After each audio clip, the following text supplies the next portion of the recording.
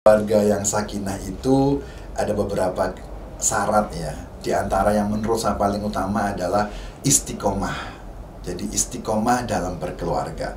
Kita kalau istiqomah itu maka bisa membuat kita jadi qanaah, bisa menerima. Jadi istiqomah dalam jalan Allah, istiqomah dalam memegang akad yang sudah kita sepakati bersama. Tentu kan sebelum menikah itu kan kita juga menimbang-nimbang. Nah, sejak memutuskan untuk menikah berarti harus mengikatkan diri, harus menguatkan diri dan bermohon pada Allah Subhanahu wa taala.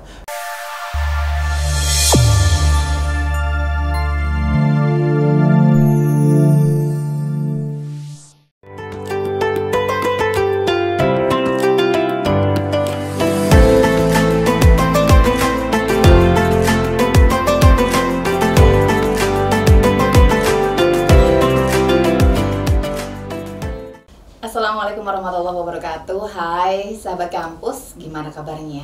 Di bulan Ramadan ini masih lanjut dan lancar dong ya puasanya.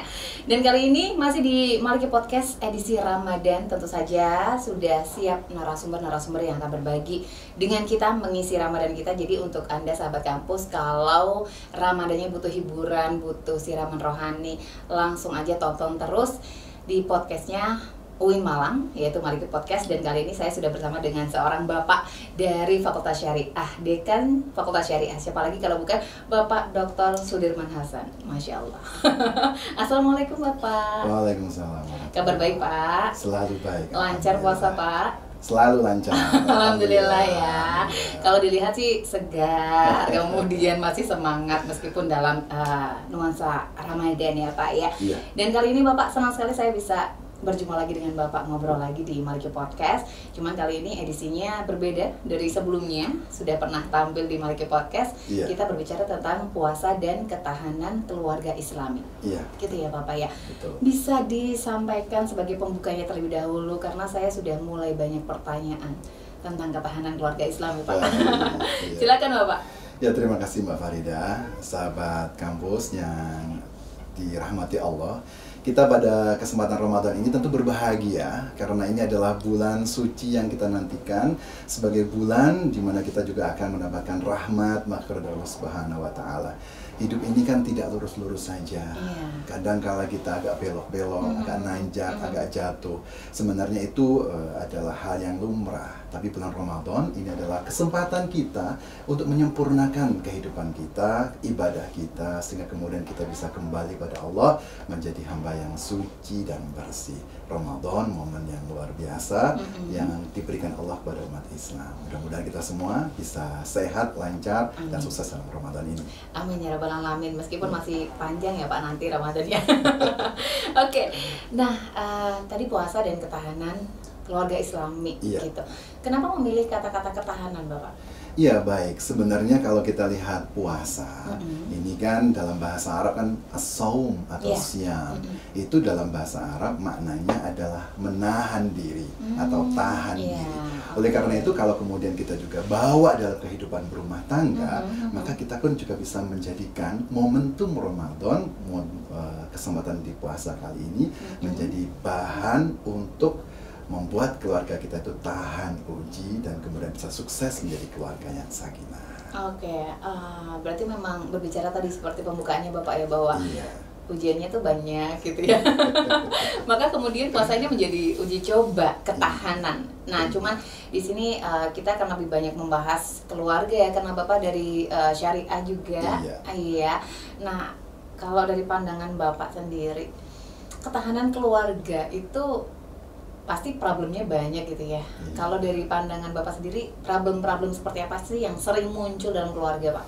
Iya, baik Mbak Farida. Kita sebenarnya berkeluarga itu kan ada kebahagiaan pasti ya. Betul. Semua orang kan pengen berkeluarga kan. Iya. Tidak ingin jadi jombloan-jomblowati sepanjang hidup kan harapannya. Tetapi kalau kita ini berkeluarga itu berarti sudah masuk dalam dunia yang baru. Maka kalau kita biasanya dalam keluarga itu kan diberikan ucapan selamat menempuh kehidupan baru. Nah, baru apa? Sebenarnya karena kita awalnya sendiri. Kemudian kita biasanya egois ya. Menahan apapun ya milik kita. Tapi kalau sudah menikah itu kan harus berbagi. Harus mengerti pasangan. Kalau punya anak pun harus mengerti bahwa anak itu bukan fotokopi kita. Mereka adalah generasi masa depan yang punya dunianya sendiri. belum kemudian kita punya mertua, ya kan, kita juga tidak bisa men-setting keluarga kita, kemudian mertua kita, anak kita kan, kan nggak bisa gitu kan, maka problem terus muncul. Ini dari sisi anggota keluarga. Kemudian di posisi yang lain kadang-kadang muncul yang paling populer itu adalah dari sisi ekonomi. Maka ekonomi ini menjadi, memang kan hidup tanpa ekonomi sulit ya, karena kita butuh makan, butuh sandang ya, dan itu kemudian menimbulkan problem ketika tidak lancar, tidak stabil. Maka kemudian hidup berkeluarga ini harus tahan gitu, karena ujiannya beruntun dari mulai awal kita berkeluarga, dari tahun ke tahun, tahun pertama, tahun selanjutnya itu selalu ada problem. Sampai kemudian kita juga tidak tahu akan tinggal di mana, bekerja di mana. Itu butuh penyesuaian sosial, budaya, psikologis, relasi, itu banyak banget. Nah, oleh karena itu kalau kita kemudian kembali pada momentum puasa yang itu adalah tahan diri, maka saya kira ini kesempatan yang menarik untuk bisa introspeksi keluarga kita ini sudah sesakinah apa ya gitu. Apakah kita ini sudah bisa menahan dari problematika itu sehingga kemudian kita masih seiring sejalan memahami, memaafkan sehingga kemudian bisa terbentuk keluarga yang sakinah, harapan kita semua. Oke, baik. Banyak ya Pak problemnya ya. Tapi kalau udah sama Bapak, insya Allah ada solusinya nih. Oke, jadi berbicara tentang problematika keluarga, ada dari, mungkin bisa jadi dari anggota keluarga itu sendiri ya, Bapak, pasangan ataupun juga anak atau generasi kita. Kemudian tidak hanya sekedar itu, ekonomi juga berperan penting kayaknya ya. Cuman memang itulah kenapa disebut selamat menempuh hidup baru gitu katanya. Kalau dari pandangan Bapak sendiri, makna sakinah, mawadah, warohmah itu kan tujuan kita ya Pak, terlepas dari banyaknya problematika. Mungkin bisa diungkapkan kembali biar kami belajar lagi.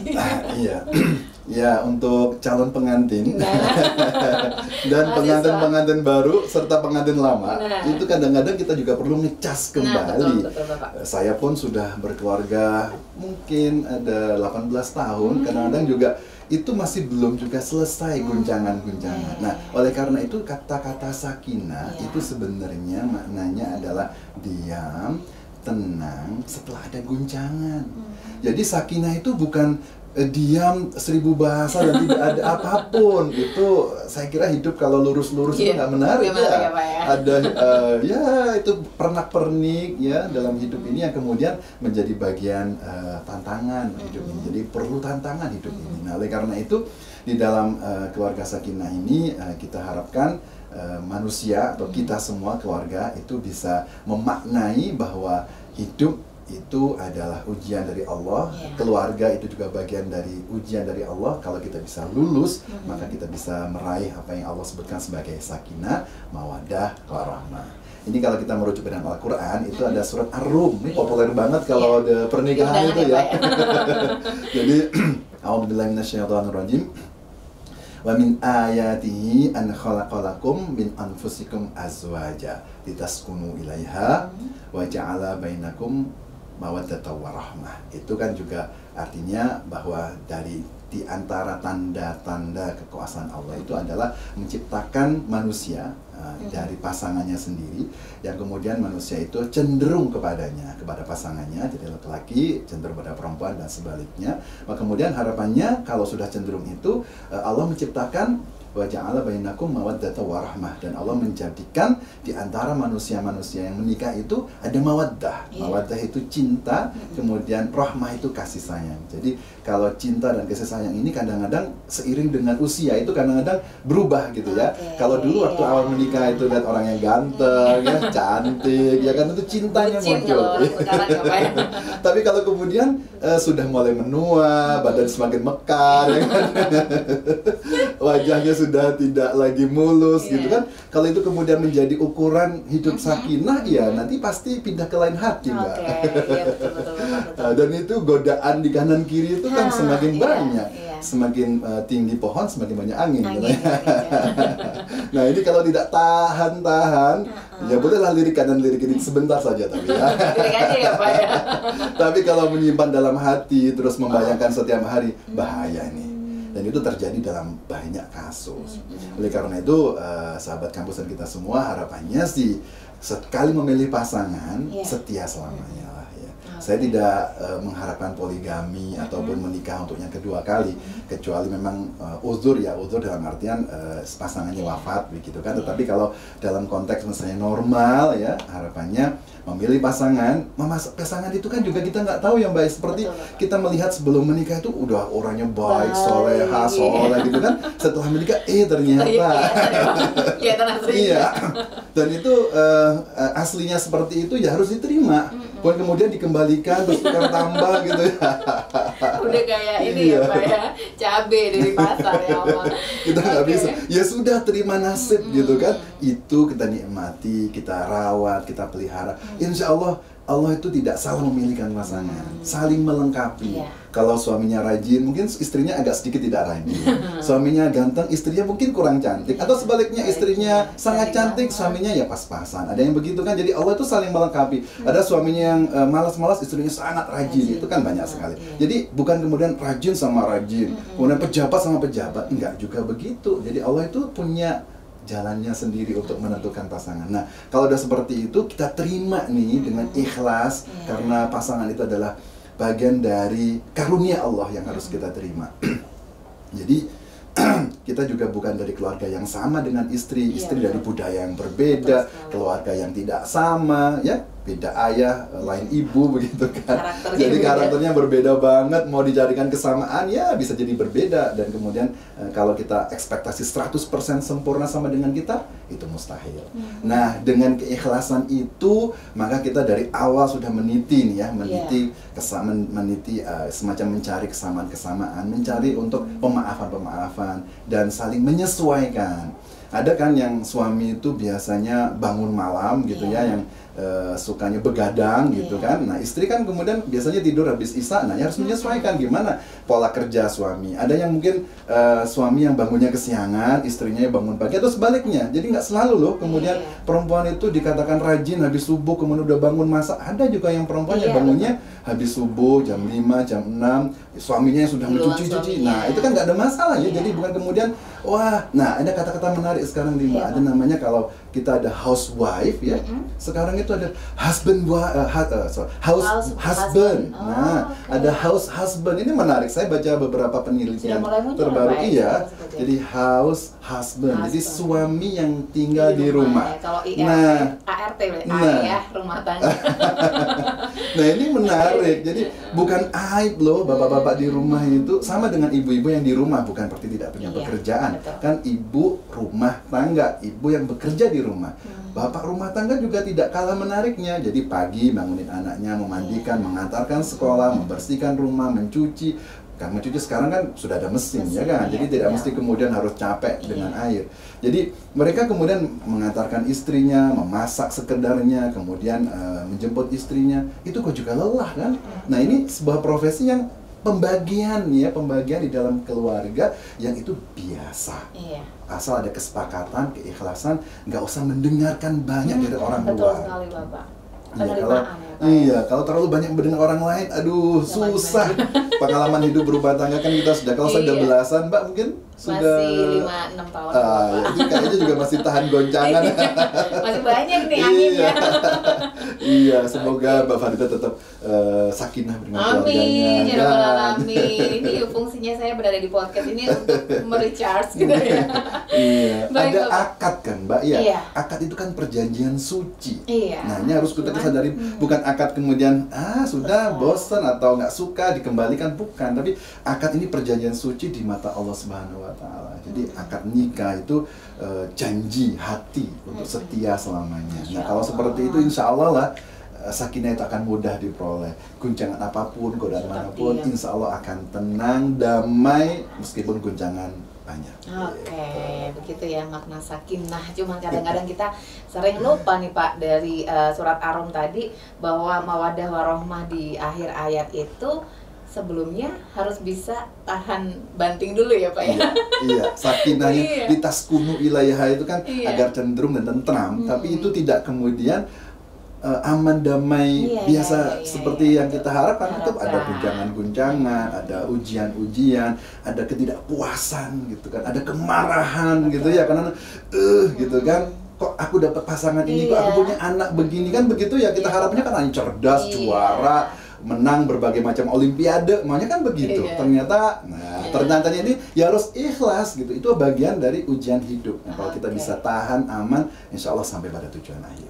Luar biasa begitu ya, jadi perlu di recharge lagi memang untuk bisa memahami makna sakinah mawaddah warahmah dari yang disampaikan oleh Pak Sudirman tadi. Iya. Jadi panjang ya Pak. Oke Bapak, kalau itu kan mungkin dari beberapa hal yang memang yang harus kita lakukan. Kalau dari segi sudut pandang Bapak, ada upaya-upaya nggak sih Pak yang perlu kita upayakan, usahakan, jalani bersama-sama selain hanya sekedar penerimaan tadi ya Pak, mungkin ada banyak perbedaan, tapi kalau sudah saling menerima, saling menjalani ya insya Allah aman. Masalahnya kadang-kadang kita tidak cukup punya ilmu untuk mengupayakan hal tersebut. Kalau dari Bapak sendiri gimana Pak? Jadi sebenarnya untuk upaya itu kan tergantung situasi ya. Tapi yang paling utama itu adalah upaya kita untuk istiqomah dalam berkeluarga. Istiqomah itu kan kita itu lempeng lah bahasanya ya. Jadi lempeng lurus.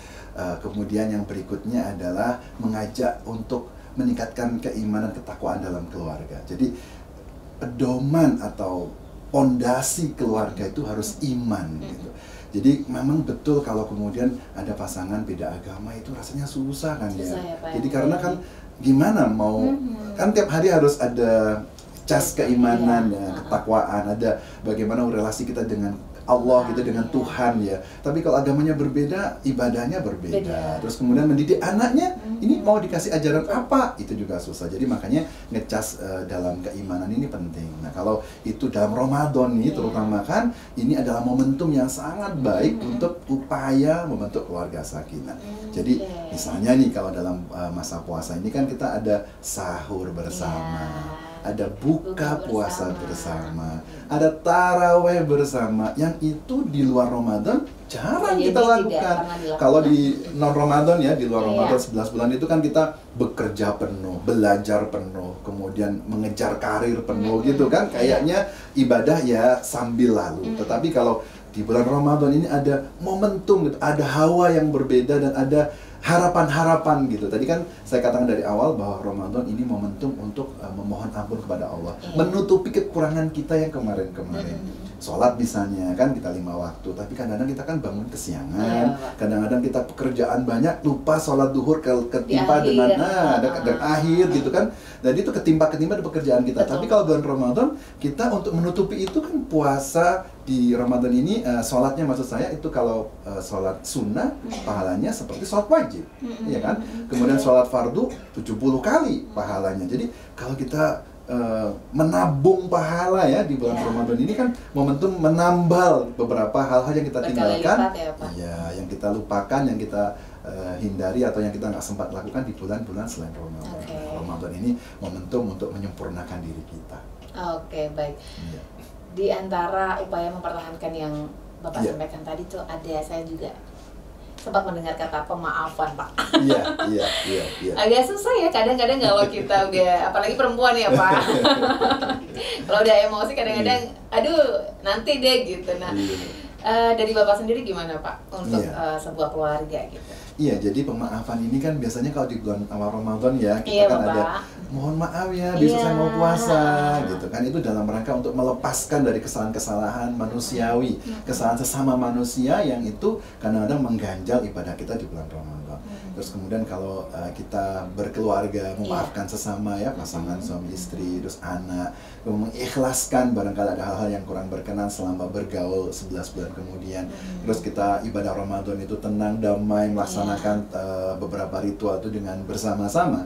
Nah, diakhiri di bulan Ramadan kita juga Idul Fitri, Idul wal Faizin. Harapannya juga memaafkan secara sempurna dari kesalahan-kesalahan yang kita lakukan pada bulan-bulan sebelumnya. Maka Lebaran itu lebar rasanya kan, bebas dari seluruh kesalahan, bebas dari khilaf yang mungkin kemarin kita lakukan. Tapi bukan berarti besok kita akan kerjain lagi ya. Besok kita salah lagi. Gitu ya Pak. Jadi karena ini nanti, jadi sebelum puasa kemarin-kemarin harusnya menjadi pintu dulu saling memaafkan itu, kemudian nanti di akhir Ramadan menjadi penutup, tetapi jangan sampai diulangi lagi gitu ya. Ada kadang-kadang nggak sadar loh Pak. Tapi itu biasa diulangi lagi sih. Tidak sadar Bapak, mohon maaf. Ya, tapi nggak apa-apa, ada Ramadan lagi di tahun berikutnya. Amin, semoga bisa bertemu lagi. Amin. Nah, kemudian kaitannya dengan puasa Bapak. Iya. Puasa dan upaya tahan diri, ada upaya tahan diri dalam bentuk apa saja nih Pak? Iya, jadi di dalam puasa ini kan kita ingin puasanya sempurna, ya kan? Kan banyak hal yang membatalkan puasa. Nah, ada yang juga mengurangi kualitas puasa. Ya kan, kalau kita makan minum ya berarti batal puasa. Tapi kalau kita menggunjing orang, bertengkar, kan itu kan mengurangi nilai puasa. Karena dari dasar kata as-shaum itu kan menahan diri. Jadi kalau kemudian kita masih biasa seperti hari-hari masih bergunjing ya, kemudian emosi, marah-marah, bertengkar dan lain-lain, itu kan bagian dari kita belum sempurna nih menahan. Maka ada upaya menahan dengan mengambil spirit dari puasa. Itu selain menahan emosi, kemudian menahan dari kata-kata yang tidak benar, tidak baik, juga ada tahan konsumsi pastinya kan. Nah, konsumsi ini otomatis makan dan minum, tetapi sebenarnya konsumsi itu kita harapkan dengan puasa mestinya pengeluaran kita di bulan Ramadan itu menurun. Harusnya ya Pak? Iya. Bayangan saya begitu Pak. Wah, menabung nih ya dengan Ramadannya. Tapi ternyata kebanyakan, waduh ini ada biaya mudik ya kan? Ada biaya untuk THR untuk amplop tuh angpau ya, itu kayak numpuk begitu. Tapi nggak apa-apa selama itu tidak merusak stabilitas keluarga, nggak apa-apa. Tapi kalau itu kemudian mengada-ngada sampai pinjam, sampai jual-jual barang, sampai akhir setelah Lebaran kemudian jadi orang yang kan jadi masalah lagi kalau kemudian kita yang harusnya untuk bulan Syawal dan bulan-bulan berikutnya kan butuh hidup tidak hanya hura-hura pada saat Ramadan dan juga Lebaran. Jadi kita juga menghitung, mengkalkulasi. Jadi jangan sampai kemudian kita bocor sampai kemudian kita harus tampal sulam di bulan-bulan berikutnya. Jadi memang tadi tahan gitu kan, tadi kata-kata, sikap dan juga tahan konsumsi. Iya, tahan kata, kemudian tahan emosi biar nggak gampang marah meskipun di kantor ya Pak. Dan juga tahan konsumsi. Jadi biasanya kalau udah sebenarnya kalau makanan pokoknya sih nggak mahal ya Pak, jajannya yang pendampingnya ya Pak. Iya benar sekali. Dan pasti juga nanti busana itu udah siap-siap dari sekarang karena udah berseliweran Pak ini ya mereka mempromosikan. Baik Bapak, jadi puasa ini adalah momentum membangun keluarga tahan diri, tahan uji ya Pak. Betul, ya. tahan uji. Bagaimana mungkin untuk menutup closing dari closing statement dari podcast ini, puasa untuk keluarga Pak. Baik, sahabat kampus dan juga Mbak Farida, kita ini puasa adalah momentum istimewa yang harus kita gunakan sebagai kesempatan untuk meningkatkan kualitas diri. Dan salah satunya adalah untuk kualitas berkeluarga. Problematika keluarga banyak, tetapi bukan berarti kita harus putus asa. Ramadan ini momentum untuk mengikatkan kita kembali, melekatkan emosi kita, menyatukan kembali keluarga kita, dan kemudian dengan semangat memaafkan, insya Allah Ramadan ini akan berkah dan akan menguatkan posisi keluarga kita, sehingga bisa meraih keluarga yang sakinah seperti yang kita impikan. Amin ya rabbal alamin, luar biasa. Baik Bapak, itu saja mungkin untuk podcast kali ini. Banyak ilmu yang saya dapatkan, terutama saya sebagai ini ya, yang pernikahannya masih baru-baru, nggak dibilang lama, nggak baru juga. Tetapi dari Bapak yang 18 tahun saja, pasti berbicara tentang keluarga pasti banyak problem juga ya Pak ya.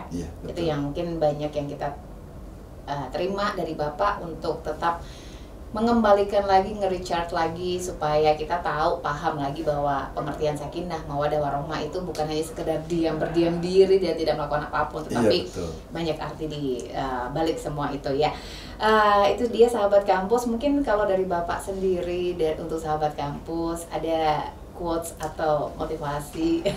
Mungkin kalau sahabat kampus sih baru mau menikah ya Pak ya. Nah, gimana nih bayangan keluarga untuk para sahabat kampus Pak? Ya baik, untuk menjadi keluarga yang sakinah itu ada beberapa syarat ya. Di antara yang menurut saya paling utama adalah istiqomah. Jadi istiqomah dalam berkeluarga. Kita kalau istiqomah itu maka bisa membuat kita jadi qanaah, bisa menerima. Jadi istiqomah dalam jalan Allah, istiqomah dalam memegang akad yang sudah kita sepakati bersama. Tentu kan sebelum menikah itu kan kita juga menimbang-nimbang. Nah, sejak memutuskan untuk menikah berarti harus mengikatkan diri, harus menguatkan diri dan bermohon pada Allah Subhanahu wa taala. Jadi sandaran kita yang utama adalah Allah Subhanahu wa taala. Kalau kita sudah menyadarkan pada Allah, menyerahkan sepenuhnya, apalagi ini Ramadan itu berdoa sepenuhnya, insya Allah semua masalah kita akan selesai. Amin ya rabbal alamin. Terima kasih. Mengikatkan dan menyadarkan diri kepada Allah Subhanahu wa taala itu kuncinya ya. Jadi tidak akan ada masalah yang berat kalau kita mengikatkan diri dan menyatukan diri kepada Allah Subhanahu wa taala. Pak Dirman, terima kasih banyak. Sama-sama. Sudah mampir di Malikia Podcast. Kami juga akan menunggu mungkin sesi lainnya dengan bernyanyi dengan Pak Dirman ya. Dengan suaranya yang sangat merdu Pak Dirman.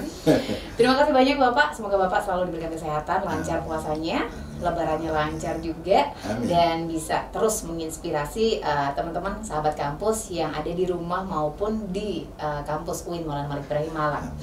Itu dia sahabat kampus, kapan-kapan lagi kita akan bertemu lagi ya. Masih banyak narasumber berikutnya yang akan mengisi edisi Ramadan untuk Malikia Podcast. Jangan lupa, jangan sampai lewatkan satu episode pun, karena akan banyak siraman-siraman rohani yang bisa kita terima. Terima kasih, see you, dan wassalamualaikum warahmatullahi wabarakatuh. Assalamualaikum warahmatullahi wabarakatuh.